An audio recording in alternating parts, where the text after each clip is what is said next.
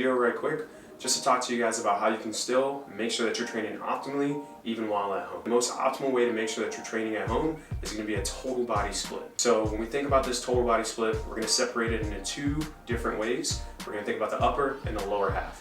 When we talk about the upper and the lower halves, the best bang for our buck is definitely going to be compound movements. Now that doesn't mean that we don't want to use any isolation movements, but the bulk of our focus is going to be on our compound movements. One quick note, with everything going on with the lockdowns right now, making sure that you're staying safe, following the rules set in line by the CDC and the WHO will ensure that you're helping protect yourself with everything going on right now all around the world. If you live in a different country, following your country's rules as well can help in making sure that you're staying safe too. But let's jump right back into it and let's talk about this total body split. So, upper and lower half, we know that we're going to focus on our compound movements, and our isolation movements are going to be mostly our finishers. When we think about these compound movements, we're going to try to make sure that we segment it into a few different ways. We're going to focus on the pushing muscles in the upper body and the pulling muscles, and then we're going to think about the same when it comes to the lower body. We're going to try to stay as efficient as possible, and we're going to try to make sure that we get in as much work as we can. With that being said, if you don't have access to equipment, you're most likely going to be doing lower load training or less resistance, less weight. If you do have access to equipment, make sure that you're supplementing in with higher load training, higher resistance, higher weight. If you're only able to train with mostly body weight stuff and you don't have much equipment, there's nothing to fear, but we want to make sure that we're addressing things the right way. In a study done back in 2018, researchers reviewed multiple studies spanning over several decades comparing low to high load training. The interesting thing to note was that in both low load and high load training, hypertrophy responses, or making gains, were very similar between the groups, but the difference in the low load to high load training tended to be in the actual muscle fibers that have been developed. In most of the studies that they reviewed, individuals who completed low load training tended to have a little bit higher of type 1 muscle fibers, while individuals who completed higher load training tended to have an increase in both type 1 and type 2 muscle fibers. Now, again, that shouldn't discourage you either, because hopefully, with everything going on, this is a short stint of time, so if you're only doing calisthenic work and you're focusing on those type 1 muscle fibers, when you reintroduce more of that high load training, you can still make sure that you're getting the same benefits that you would have been getting had you been going to the gym and lifting higher loads in the meantime. Another thing to note with this study is the study was done on untrained individuals. So individuals who hadn't really been lifting weights, we can think of these more as like beginners. Now, if you're a beginner, that's not to be discouraging either. You're going to see a lot of results pretty much from anything that you do. But if you're more intermediate to advanced, training with those lower loads, training with those higher loads, what this study also showed is that individuals who had been training for a little bit of time may have had blunted protein synthesis response due to the fact that they're already accustomed to some sort of training. As far as low load training goes, we want to make sure that we're pushing more towards failure. That way we can start to see a similar hypertrophic response to what we would be seeing if we were training with higher loads. Our rep schemes, if we're training with higher loads, especially if you're trying to gain more muscle mass, should be anywhere from around 6 reps at the low end up to about 12 reps at your higher end. Again, if you're training with lower loads, pushing closer to failure is definitely going to push you past the 6 to 12 rep range, depending on the movements that you're doing. And for the most part, if you're doing movements like push-ups, if you're doing movements like sit-ups, squats, you're probably going to be upwards of 20 total reps before you start getting closer to failure. With that being said, I would highly recommend, even if you don't really have any access equipment, that you try to incorporate something of some sort of weighted training. Now, a way that you could do that, just like right here, you could go ahead, you could supplement a backpack in for some of your lifts. Now, I'm not going to be able to get the same out of this as I would get if I had a barbell on my back, but it is still some form of external resistance. Okay, so let's talk about blood flow restriction training. This is another way that you can make sure that you're getting in great quality work, even if you only have access to those lower loads and you don't have access to weights or resistance bands. If you have a little bit of equipment laying around, again, this is something I would only recommend mostly for my intermediate to advanced lifters, that you're still getting in that quality work by trying out this technique. For blood flow restriction training, or katsu training, as it is usually referred to as, there's a lot of mixed arguments that go along with it. Now, it definitely does show a hypertrophic response, but the thing that is a little bit hit or miss is there's not enough studies that have been done overall concerning blood flow restriction training. There's a little bit of fear that there could be some sort of negative results cardiovascularly if you're putting too much tension on those muscle groups. So what I would recommend is if you have some sort of cardiovascular issue or some sort of underlying condition, definitely check in with your primary care physician and make sure that this type of training is okay for you. With blood flow restriction training, as you can see in the clips right here, I went ahead and I just took my lifting straps, I tightened them pretty snug around my biceps, enough for me to still have blood flow going through my limbs, but enough for me to still also have a lot of external tension so that as I curl up and down, I can still feel a lot of force on that muscle group. You might also notice that I'm using no weight right here, and I'm pretty much just flexing at the bicep, coming up and coming down. This was absolutely great, by the way. I felt like I got a really decent pump, and with that being said, this still is technically considered lower load training. I have no actual weight that I'm holding in my hands, so the load is practically none, but by me adding the resistance bands in, or my lifting straps around my biceps, I was able to get a very similar feeling to what I would have as if I had dumbbells in hand. So when we talk about those lower loads and higher loads, again, we want to make sure that we're training closer to failure if we're doing lower load training primarily. If we have the ability and have access to higher load equipment as far as dumbbells, kettlebells, resistance bands, then we want to make sure we're using those as well.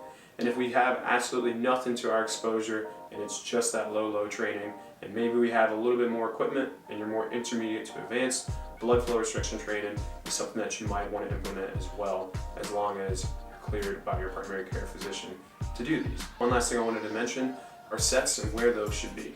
The literature shows that anywhere from 10 plus sets per muscle group per week has the best hypertrophic response for that muscle group.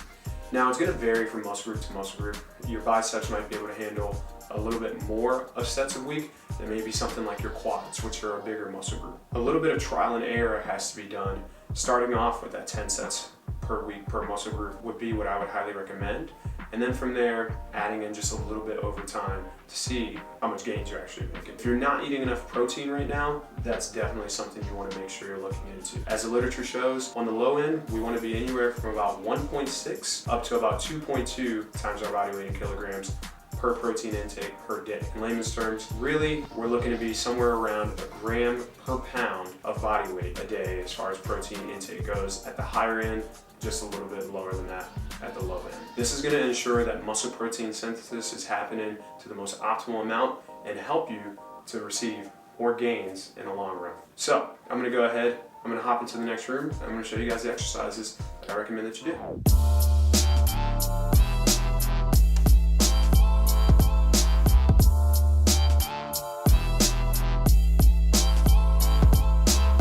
So we're going to make this super simple. We're going to just go ahead and break it down into two main sections, the upper body and the lower body. This is a total body workout. We just want to make sure that we divide it up a little bit. We're going to also make sure that we're talking about compound movements and then isolation movements. Compound movements are going to be the bulk of what you want. Isolations are going to be kind of like your finisher. So you guys probably already work out. You know that if you're at home, you have the ability to do push-ups, you can do sit-ups. Maybe if you have a pull-up bar, you can do pull-ups, but mostly calisthenic work is what you're going to do if you're low training. So like if you don't have any, bands or any dumbbells. If you do have a little bit of equipment, obviously we can start doing stuff. If you have a bench at home, great. If you don't, first movement I want to go over, pushing movement in the upper body. So if you don't have a bench, you can do a floor press. And when you do that floor press, if you want to add a little bit more resistance to it, let's say you only have like 25-pound dumbbells like I do, but you know that when you're using like a bar in the gym, you go a little bit heavier. You can take like a band, if you have a band, and crisscross it. I've been doing these a lot lately, and I'll let it go right behind my back. I'm then gonna kind of hold on to the band, let it rest over my hands, and grab the dumbbells as well. So I'm gonna let my elbows tap to the ground, try to rest my head on the ground, press all the way up at the top. Now let's say that you don't have a band, but you still want to get a decent amount of tension in. Tension is one of the main drivers in building muscle hypertrophy. Sorry, my dog's not impressed. If you don't have any sort of band or any extra thing to get resistance in with, you can just slow down the tempo, and that'll really allow you to feel a lot of that tension. All right, so the next movement we're gonna talk about, still going over pushing movements, but we're gonna try to go from the horizontal plane to the vertical plane. And we're gonna do the same thing when we get into pulling movements. Next movement I would highly recommend is gonna be a handstand push-up. If you have absolutely nothing, if you have a little bit of weight, you can shoulder press, something like that. With the handstand push-up, as a former gymnast, go Ohio State Buckeyes. What you need, you'll definitely need a solid surface that you want to kick up and let your belly and your feet rest up against. If you can't kick up into a handstand, if you struggle with regular push-ups, don't worry about trying to do this. I don't need anybody hurting themselves. What you can do instead, you can leave your feet on the ground, okay? So handstand push-up without kicking to the wall, feet are gonna be on the ground, and let your hips raise up high, and try to think about tapping your forehead to the ground and then pressing up. Now, if you have the ability, you have the strength, you can just simply walk your feet up the wall or to kick into it. But we want to follow the same sort of things. So once you get your feet on the wall, all right, try to squeeze your glutes in, come all the way down and let your forehead tap, and you press right on up. Just make sure you're careful as you come down, because that can be a little bit tough as well. Okay, let's go ahead, let's talk about some pulling movements. If you don't have a pull-up bar and you don't have any bands, just kind of go ahead and think about nixing any sort of vertical pull and just focus on more horizontal pulls. I know it's a little unfortunate that you can't get everything in, but you know, being in a limited situation, you got to make sure that you prioritize. If you do have something like a dumbbell, or even if you don't have a dumbbell, you can substitute in something like a bag, okay? I got 2 heavy books in this bag. I can stuff it with more heavy books if I would like to. You can wrap it around your hand, if it's a little bit longer of a bag, stagger your stance, and then just get in the same sort of rows that you would do with a dumbbell. For me, this isn't very, very heavy, so you would definitely want to go with a lot of repetitions. So, like I said, if you don't have any sort of extra equipment, just go ahead and nix that vertical pull. But if you do have something like a band or a dumbbell, you can really kind of rig something to make this work. What I'm gonna go ahead and do, I'm gonna take a bag, I'm gonna put it on top of my coffee table, and I'm actually gonna double up with putting the dumbbell underneath, just to get a little bit extra stability. Once I've got that all set up, now I have a pretty sturdy surface that even if I attach a band around one of the legs, it's not really gonna affect my coffee table, I'm not gonna break it, and it shouldn't move. So I'm gonna wrap this around. The biggest thing with these is you kind of have to figure out where your tension should be. For me, I usually have to scoot down just a little bit more, and then when I reach up, instead of grabbing right on the hooks of the band, sometimes I have to reach up just a little bit more to get a little more tension and not lay all the way across my floor. Just like you would do when you're doing a pull-up, think about bringing your elbows all the way in, trying to get a full extension at the top of each rep. I say I have to scoot down just a little bit. I think my coffee table is moving just a little bit more, so in order to get more stability, I would just add more weight. That covers the majority of the upper body as far as compound movements go. Now, when we talk about the lower body, we want to try to think about, just again, more so like squats and deadlift type movements. Those are going to be the most efficient way to try to train the lower body without that much equipment. If you're doing low training and you have absolutely nothing, bodyweight squats, tons of reps of them, that would be great. If you are trying to get deadlifts in, it's going to be a little bit harder. As far as deadlifts go, with not that much load, you could take, again, a bag, okay? Take a bag, stuff some books in it. And one, you can put the bag on your back, make sure it's tight. And you can go for more of a good morning with the bag, all right? Or if it's heavy enough, you can take it, hold it down low, and then use it for more of a deadlift. And if you absolutely need to, you can take that same bag, lay on the ground, and do another form of a hip hinge, like a glute bridge or something, okay? Same thing for your squats. You can just take the bag, put it on your back, get that tension of the muscle groups. Now your reps, even with something like a bag with books in it, your reps are still gonna be pretty high, okay? This isn't the same type of high-low training you would have if you had like heavy dumbbells laying around, okay? So, yep, got your bag on, hit your squats, focus on driving your knees out, keeping your chest up. All right guys, so when we talk about isolation movements, we want to think about movements like bicep curls, tricep extensions, maybe even calf raises as well. Remember, these are going to be more of like your finishers. If you are a little bit more intermediate to advanced, I'd recommend maybe trying blood flow restriction training. Like I said earlier, there's a lot of mixed stuff in the literature about it.